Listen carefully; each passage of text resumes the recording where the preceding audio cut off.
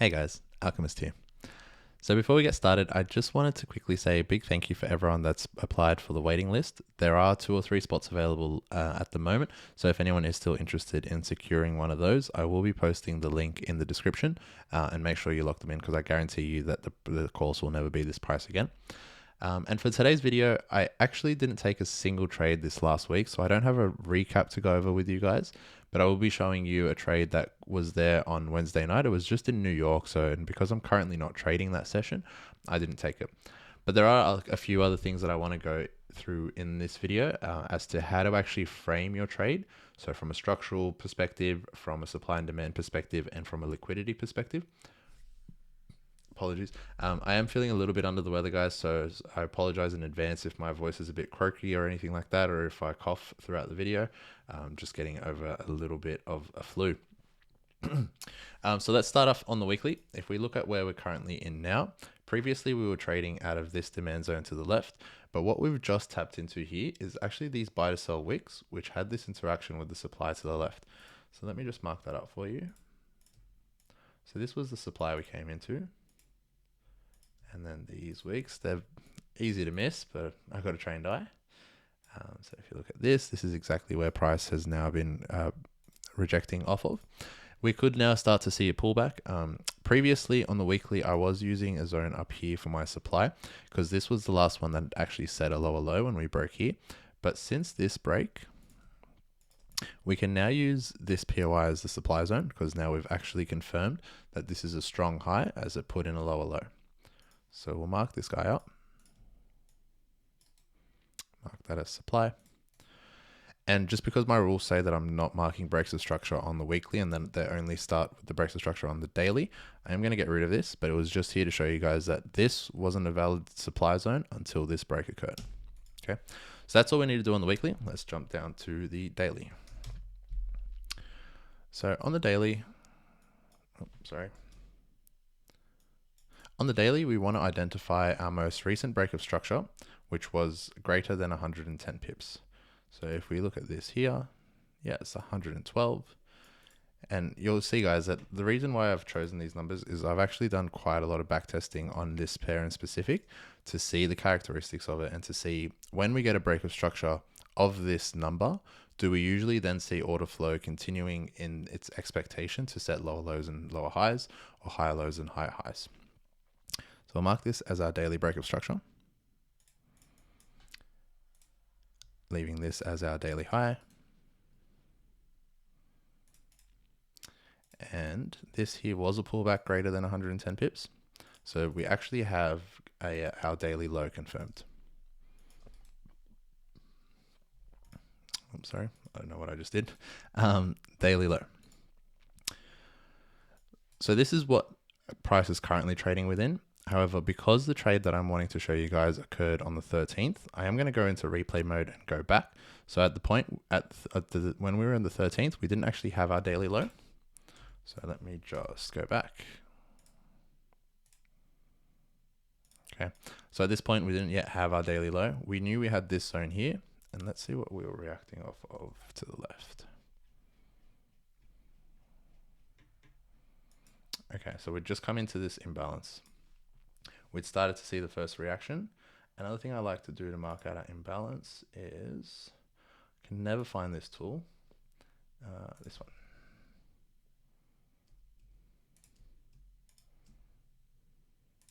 Just to be aware that, so I don't trade off of imbalance. When I see something like this, I expect that the whole POI will be swept because there's no liquidity in here to be taken. I'm not going to go into too much detail in this video as to what that is. The liquidity concepts will be covered in depth in the course. But yeah, so currently on the 13th, we were just hitting this area of imbalance where there was a lot of bullish order flow injected into the market. And we started to see just a very small pullback. So again, that's what the weekly was looking like. On the daily, we had our break of structure and we had our high, but we didn't yet have our low. Get rid of this now. We'll go back to full screen. All right, so if we don't have our daily low, the next thing to do is to drop down to the 4 hour and mark out the break of structure there and the highs and lows and valid POIs. So we should all know by now on the 4 hour, we're looking for a breakup structure of 90 pips. So we can see here that this has gone up more than 90 pips, but this low hasn't yet been taken. So we need to go back in time.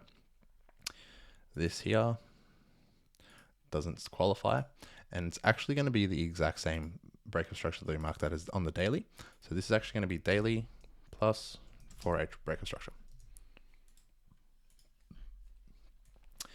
And then let's see some points of interest in this leg of price action, which we could start to look at. The other thing is, because now we've had a pullback of more than 90 pips, we can actually mark this as our 4-hour low, which is great because now we know the actual trading range that we're trading within. So 4-hour low. I also just like to drop a horizontal ray there. And I'll just make this the daily and 4-hour high. Okay. And now let's start marking some POIs. So we can see up here, we had this liquidity sweep. And then if we look to see where this liquidity sweep originated from, it was this. So this was demand at the time. We can just use the lower wick given how big the POI is. Leaving this here as the flip zone. Okay, so when price came into this demand, we saw it push up, then demand failed to hold and supply took over when we saw this great bearish momentum enter the market. So the expectation is that price will pull back correctively to this zone and then continue short to hopefully take out this low. If this low is actually targeted because it's failed to set a higher high than this high, as it's just set this high and has started to see that reaction. But again, we'd wait to see demand failing before confirming that this was a targeted low. And then from a demand perspective, we can see this. It's not really demand, it's just a catalyst for a pullback. And then we've got the extreme, which is always valid.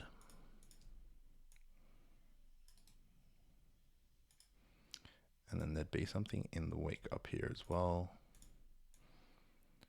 Notice I'm just marking the point that wasn't mitigated because when this came up here and mitigated whatever's inside here, there's still a zone further up, which is probably on the 15-minute, which would have been a sort of like an engulfed buy to sell, which would be this zone on the 4-hour. So that's all we need to do on the 4-hour. Let's drop down to the 15-minute. Okay, it's actually gone a little bit too far already, so I'm just going to go back to here.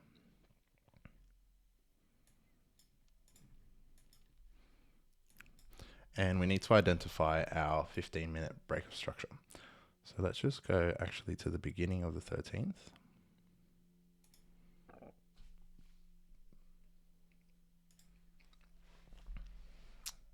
Okay, so this was on Wednesday.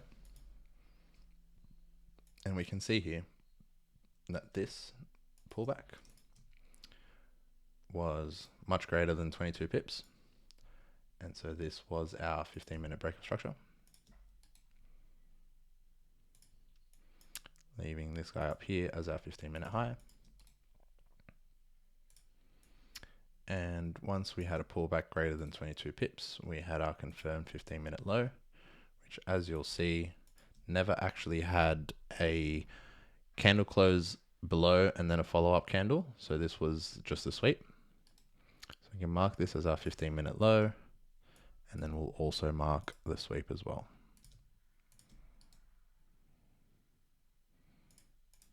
Okay. So hopefully that makes sense, guys. Let me just drop a premium discount. So the idea was when we'd approached this zone, which would have interacted with some sort of demand on the left, we'd start to see a pullback, maybe into this zone, maybe up here, to then take continuation shorts. So this would be the first zone that I would classify as valid. It is because obviously it's in premium, but that's not the first thing I look for. The number one thing for me to have a zone as a valid POI is that it actually resulted in a breakup structure. So we can see here, this area where we interacted with this demand, this is where the supply took over and broke this structure. Currently at this point, we were bullish. And then it has also, you can see there's a strong momentum leaving this zone, and it has left inducement above in the form of these equal highs. So the idea is, if the zone has actually A, broken structure, B, has liquidity, and C, swept liquidity, so we can see here as well there would have been a sweep. okay, it makes the zone valid. So I have created some flowcharts and things for all the members in the course, which will actually specifically align and show you what it takes for a POI to be valid. But for now, just take it as this. If it's broken structure, if it has liquidity, and if it's swept liquidity, then it's a valid POI to trade from. So there was opportunities for counter trend longs in here, but that's not how I like to trade. And I would have waited just to see price reach this supply zone or this supply zone ideally to then take continuation shorts. So I'm just going to play price forward until it does come to this zone.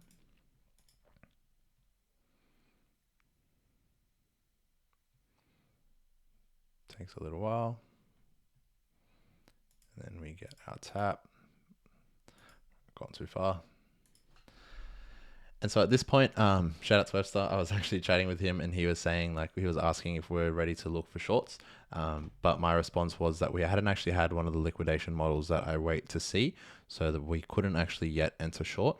And given that it had only come into this 15-minute supply zone, and what I mean by zone or sort of supply range is that this whole area, this buy to sell, right, rather than it coming into this extreme. So if it had come into this extreme and then given us the entry model, sure, 100%, I would be taking shorts from here.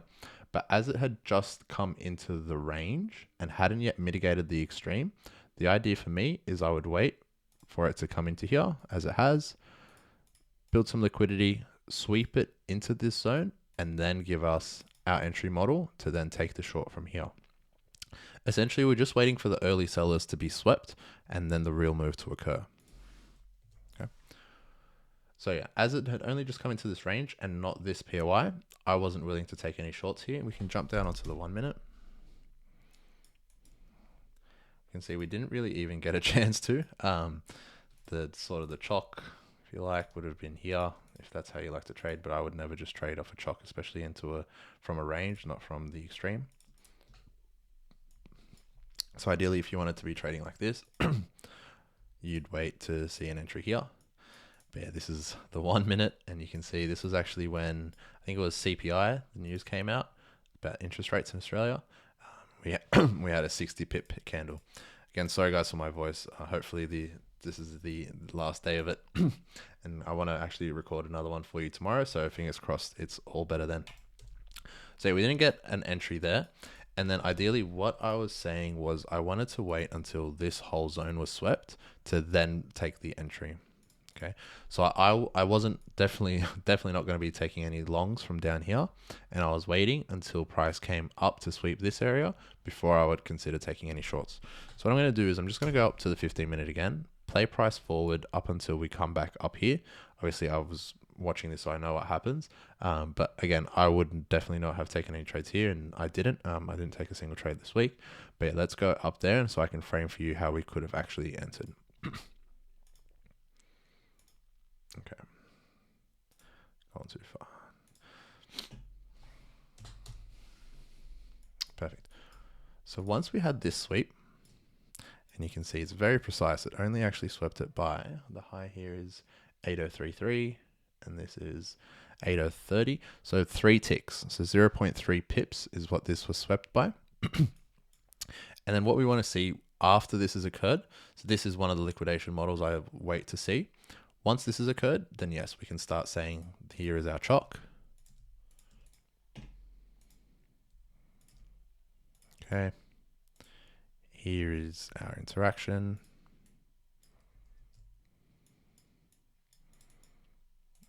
Here is our extreme. Here is our demand. Okay. But we essentially would have wanted to see this demand first fail. Okay. So let's see what happens from here. So as of this doesn't validate the trade for me just yet. So as this demand was still holding, yes, we've failed to hold here, but I would have waited for the first level of respect. And like I said to you guys previously in the other video, I wait to see this whole sort of big pivot demand fail rather than this small accumulation of orders here.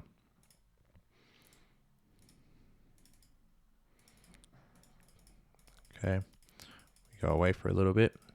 And then as we're coming back now, we're building liquidity all the way across, and this now serves, so we can actually mark out this zone a little bit better.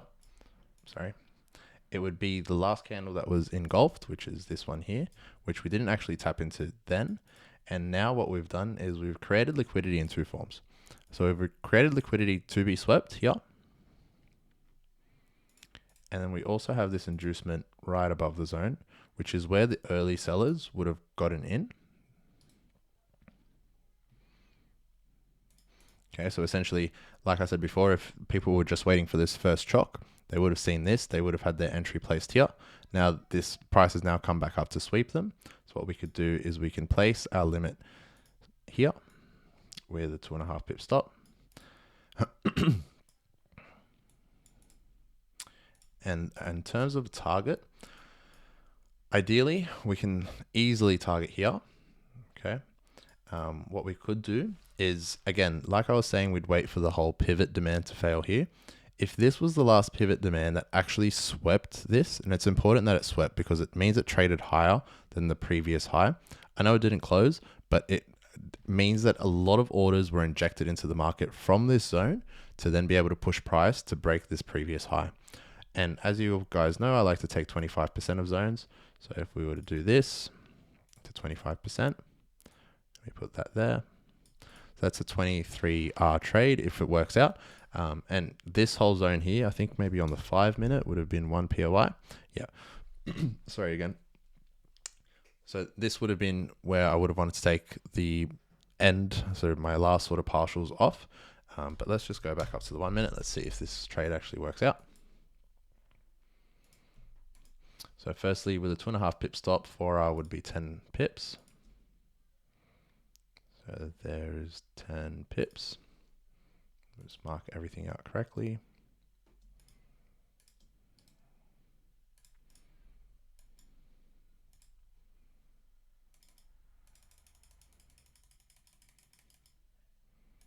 Hopefully we stay in. Perfect. All right, so this is where the first partials would have been taken off. So that would mean I'm risk-free. And then the next sort of point I'd be targeting, to be honest, in this leg, there wouldn't really be anything. Yeah, let's just see it from this zone. Okay, so the way I've marked this as supply is that it broke this previous low and made price trade a bit lower. So it did actually, let's see if this is lower than here. So the low here is 257 and the low here is 259. So no, this didn't actually trade any lower, so that's not a supply. Even if it was, I'd be waiting to see price to actually sweep the liquidity it created and then potentially look to take profits off there. But maybe here. So what we can see here is we had this. And then when price interacted, we can see it traded up, traded below in this wick here. So this might be a catalyst for a pullback, but given this is 1 minute and given that this wasn't actually a lower low than this zone is pretty much irrelevant. We could see very slight reaction from here, but once I've taken this off, and what I'm trying to do now is to just hold a little bit more volume throughout the trade. So let's just see how this works out, and we'll see also if we have an opportunity to take another entry. So potentially off of something here.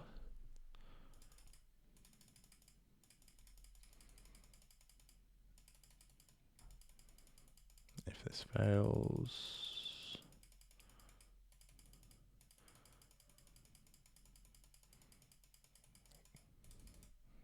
getting pretty close to, oh, there we go. Perfect. All right, so once this has broken through, you can have a little bit more confidence in the trade working out. And if you're looking for a place that's swept liquidity, it would need to be after the interaction with this demand zone. So this here would have been that interaction. And then what we'd do is we'd look for the extreme of the leg that swept liquidity, or sorry, the extreme of the leg that broke structure and then a sweep of liquidity. So if we look at this, for example, and then we can see that above here, this liquidity was swept. Therefore, this here was the last zone that caused the break of structure. So we could potentially look to scale in here if price does give us another entry.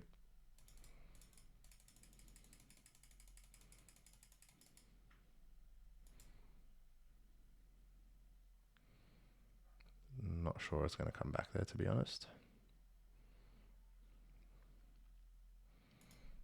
We can sort of identify what this is trading off of. So yeah, that zone that I'd marked out, you can see very minute details, but this here, this buy to sell wick, I believe this is what's caused this. Perfect. So you can see there's nothing random about price. Like people would look at this leg and sort of say, oh yeah, it's just like messing around a little bit. But no, price doesn't mess around. There's nothing random as to why price moves. Once you gain a deeper understanding of supply and demand and the market and everything like that, you understand these things more. But I will explain them in depth in my course as well. But yeah, just know that there's no such thing as a random market. There is a reason why price travels in the direction it does. It just wants its orders to be filled, and we need to identify where the orders are resting. And that's essentially what liquidity is. Yep, so let's just play price on. Might just go up to the 5 minute just so we're not watching 1 minute candles form. We can see here as well, there's a nice POI after the flip zone. And we can either wait to see the entry model play off here, or we can use this as inducement to actually play with the extreme of this leg. So what I mean by that is, if price was to return to this zone and then give us the entry model that we're looking for, don't worry about this last bit, but yeah, if price was going back up to this zone and then gave us our entry model, we could look to go short from here, but after confirmation, we would definitely not be placing limits off of this zone. Or we can play a limit if price comes back up here. But again, I'd be very cautious with this, given it would really depend on how price was formed on the way back up. But yeah, if we've had like a 15-minute change of character bullish to come back up here, I wouldn't be playing any shorts. But let's just see how price plays on from this point. Okay, cool. So we don't really get a retracement back up to these levels. And we can see that the target was hit. So that's 23.24R. And we had 25% off here. So I'll quickly just get a calculator. So if we look at 75% of this, that equals 17.43R plus 1R, which we would have taken off as the 25% partial. So that gives us a total of 18.4R. Text.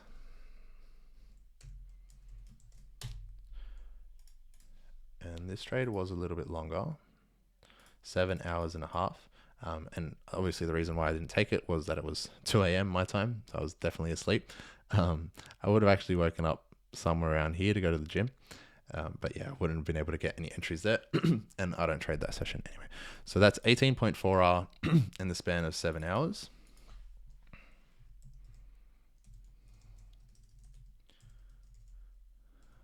But the other thing to note is those 7 hours, that's not active time of you being at the charts. So the targets that we have should be predetermined before we even enter the trade. Before we click buy or sell, we need to know when we're getting out of the trade. And our management should already be set up. So previously I was using magic keys. Sorry guys. Apologies for that.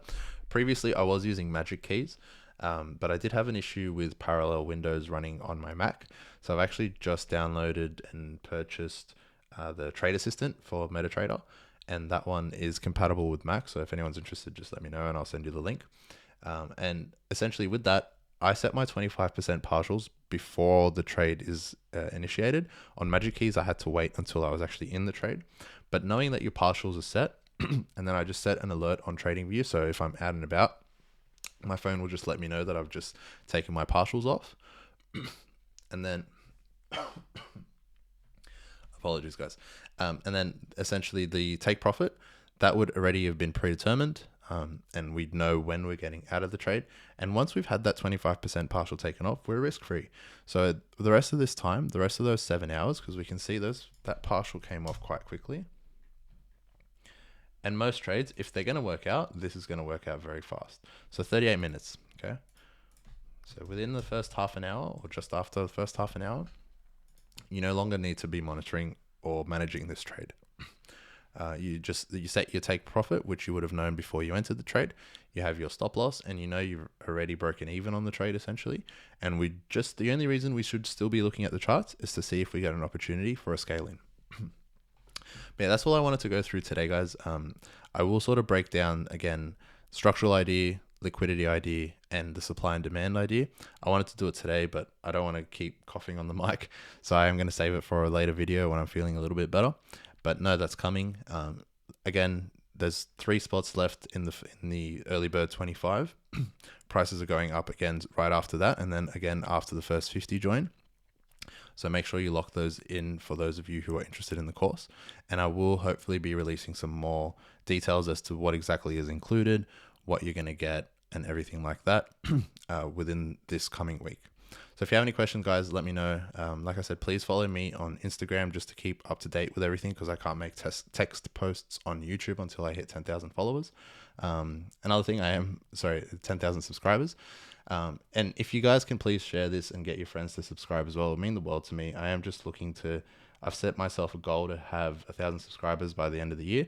I am on track for that, but I do obviously want to hit it sooner rather than later, and get YouTube monetized as well, because the more I can earn from external sources without having to charge you guys, the better, because I know the amount of money I need. I've worked that out previously, and I'm not greedy. I'm not here trying to flex on Instagram with Lamborghinis and things.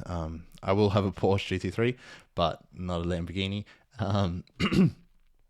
And so essentially, yeah, just sort of like how a mortgage broker works, rather than them charging you, they earn their money from the bank. If I can build a model like that where I don't have to increase costs to you guys, but I'm still earning my way through other means, then I think that makes sure that everyone gets better off, because essentially you won't be paying and I'll still be getting paid. So if you have any questions, guys, let me know. Please share this around. Please get your friends to subscribe and yeah, lock in those early bird offers before they expire. Thank you.